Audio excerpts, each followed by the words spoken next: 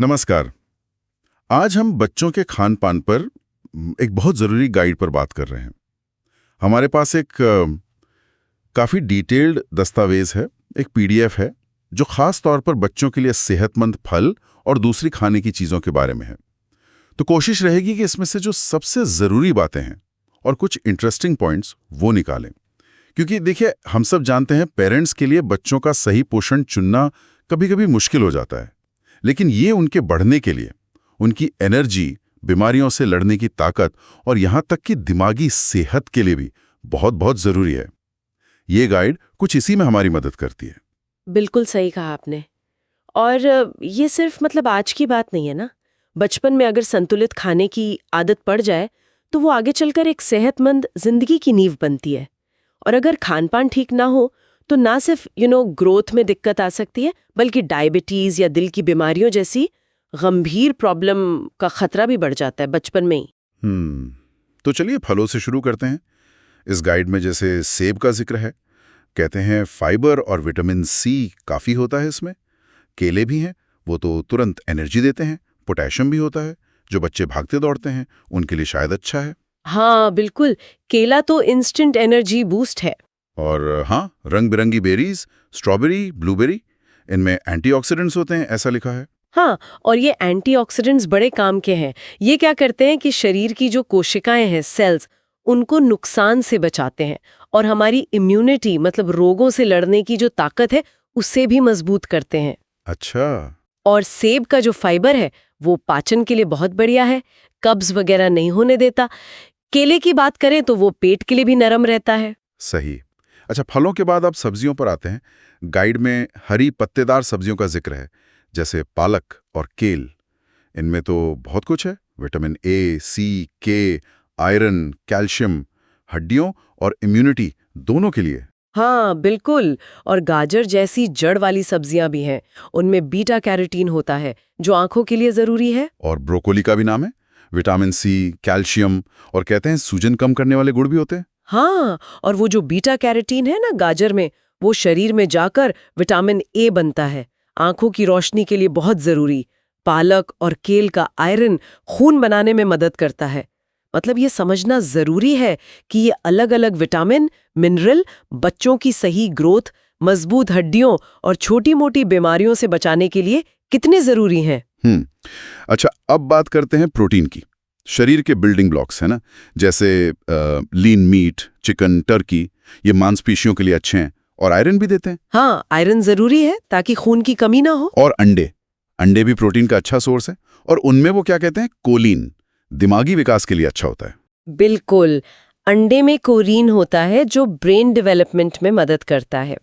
और एक बात ध्यान देने वाली है यहाँ कि जो मीट से आयरन मिलता है, हीम आयरन, वो शरीर में ज्यादा आसानी से अब्जॉर्ब होता है। अच्छा।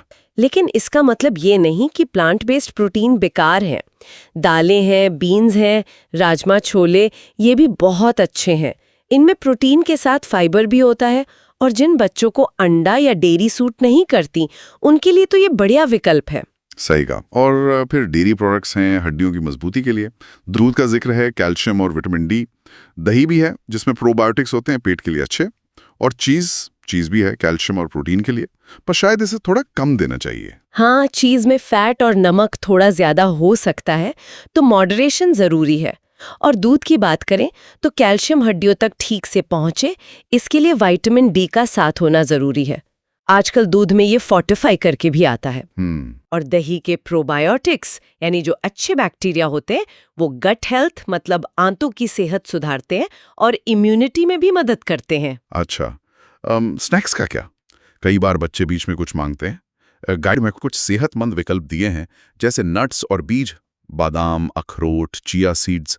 इनसे एनर्जी और फाइबर मिलता है। हाँ, ये अच्छे ऑप्शंस हैं। ताजे फल भी हैं या फिर साबुत अनाज के क्रैकर्स? बिल्कुल, पर नट्स देते वक्त थोड़ा ध्यान रखना होता है, खासकर छोटे बच्चों में एलर्जी का। और मेरी सलाह तो यही रहेगी कि पैकेट वाले स्नैक्स की जगह हमेशा असली साबुत चीजें दें, जैसे फल काट कर दे दिया या मुट्ठी भर मेवे। मिलावट कम होती है उनमें। और किन चीजों से बचने को कहा गया है, मतलब क्या नहीं देना चाहिए? मीठी चीजें हैं, कोल्ड ड्रिंक्स हैं, प्रोसेस्ड और जंक फूड जैसे चिप्स, बर्गर, पिज्जा और ज्यादा नमक वाले पैकेट बंद खाने। हाँ, ये चीजें बहुत नुकसान करती हैं।